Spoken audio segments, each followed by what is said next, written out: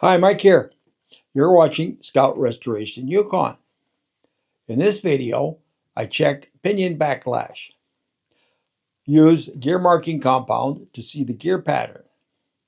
Remove the pinion and replace the bearing that I overheated. I will show all the details. I hope you like it. If you want to help, please subscribe to Scout Restoration Yukon. It's free. Mike Morrow, over and out. Hi, Mike here. You're watching Scout Restoration Yukon. In my previous video, I installed the pinion into the case with the original shims. I added more shims and the preload was perfect.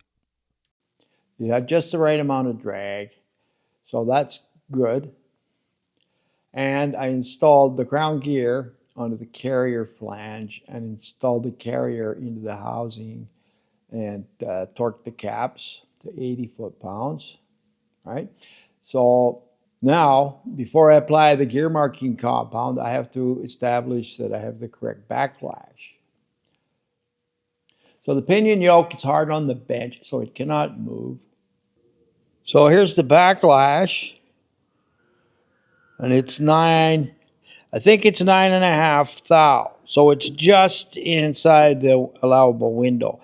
But the book says 1 to 10, and it's 9.5. So the backlash is in the window. Right now, I'm applying it to the drive side of the teeth. Do one more up here. 1, 2, 3, 4. Now I will apply it to the coast side. 4. Just do one more here to use up the stuff that's on the brush. Okay. I'm turning the pinion until the crown gear starts to mesh. Okay, now it's starting to mesh. So what I'm going to do is hold my hand on here to create a drag, right? I'm going to go right past that, right? I think it's coming around again already. Yeah. I'm going to go back the other way, creating a drag to try to make a good impression. All right. That's once. I'm going to go back again. Other way. That's twice. I'll go one more time for luck. Okay. That's once and back again. There. Now we can read our tooth, right? Football there. So how does that look? It's not bad. Gear pattern examples. This is my lucky day. I'm very happy with this gear pattern. For me, I'm just going to go with that. Just fantastic. That's the drive side. I'll just turn it to the coast side now. So the coast side looks pretty good too, but the important one is the drive side. Here. That's just perfect. I'm so happy with that. Just good to go. I'm removing the carrier.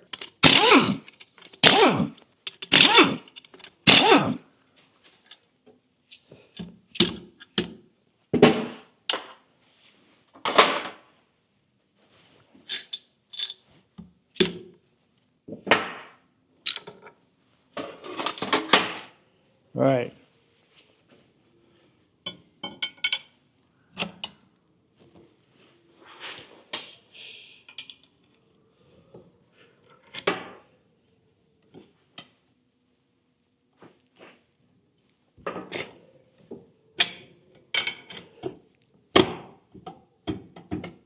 Coming out.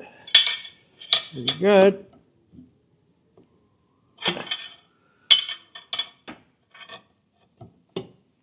I just don't want it to go flying.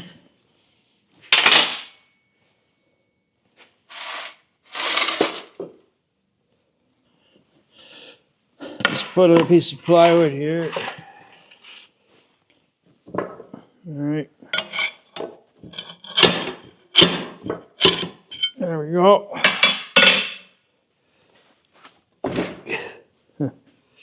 One more.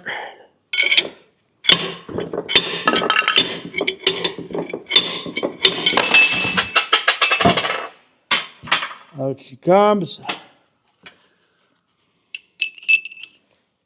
There. There. Stand this up.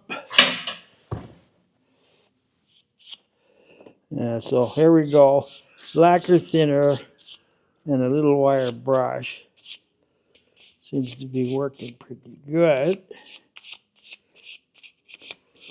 Getting a lot of that off of there. That's doing the job.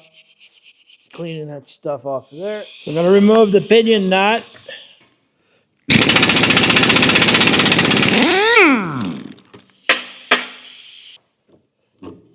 Remove the yoke.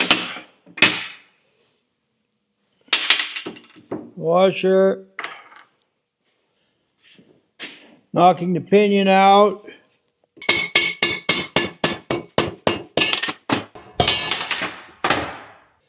There's our oil slinger. Outer bearing. Here's the pinion. With the shims. Make sure all the shims are there. Don't see any there. Double check. Make sure there's no shims stuck to the bearing. Nope. Once again, I'm using lacquer thinner and the small wire brush. It's working very effectively to remove this gear marking compound from the pinion. This takes a little time. So the pinion's all cleaned up. And now, in a previous video when I installed this bearing, I overheated the bearing. I accidentally left it on the stove for too long, boiling in oil. So I'm going to see if I can pull this bearing off without damaging it. Attention fellow Scout enthusiasts. I hope that you are getting useful insights from my videos. I've published a total of 76 videos once a week. It's a full-time job. In order to achieve this, I have neglected other responsibilities. Everything is catching up to me. Rather than compromise the quality of my videos, I've decided to begin publishing bi-weekly. Please like and subscribe and help me reach 1,000 subscribers. Mike Morrow, over and out. So the first thing I do is put my bearing separator down as low as I can get it. I think I'll just tighten these a little bit, just like that. So when you do this way, you're pulling on the cage. You can't get underneath the bearing, the inner race. So this is the outer race of the old pinion bearing. So what I've done is I took a piece of 3/4 inch steel plate and I drilled a hole here and I drilled 2 holes here, 3/8. Then we put this on here and I'm going to bolt this to my bearing separator. 2 3/8 bolts, 9/16. So just run them on there. So my idea is to hold that down, to hold that race down against the cage. There. There's a big nut on here. most of the way.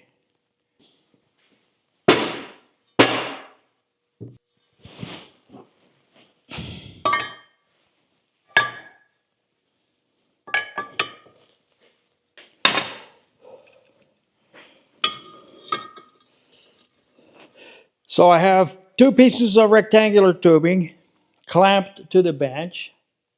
The pinion assembly with the bearing separator is sitting on top of that.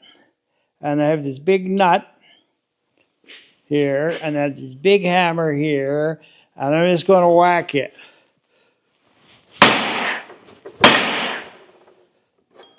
We'll see what happens. And it's off. So let's see if we damage the bearing or not.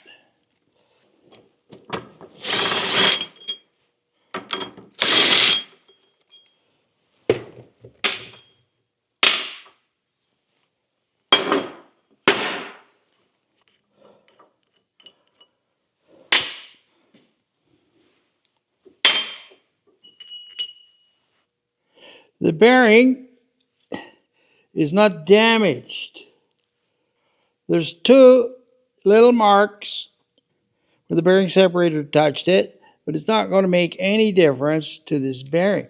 This bearing is good, except of course it's the bearing that I overheated. But anyway,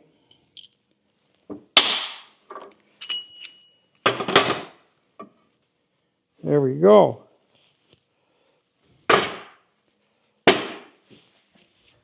Now I have this pot of oil, 246 degrees.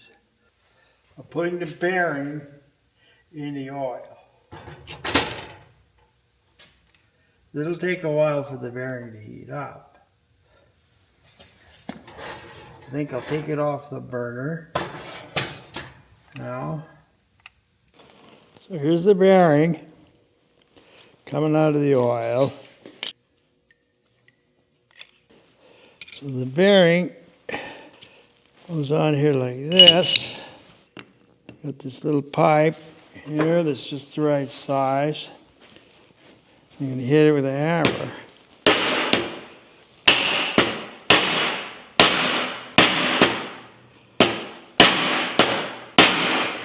That sounds like it went home. Nope. There's a ways to go yet.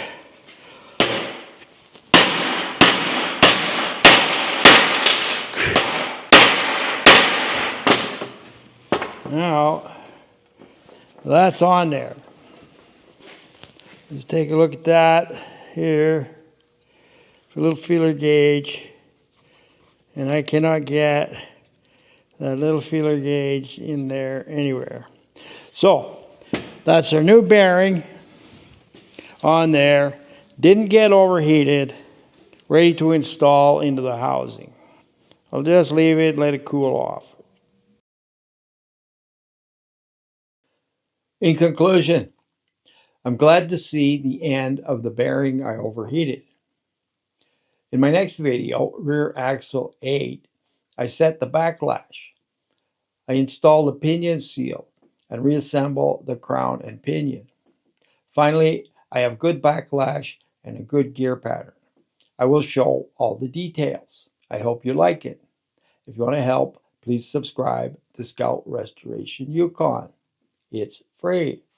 Mike Morrow, over and out.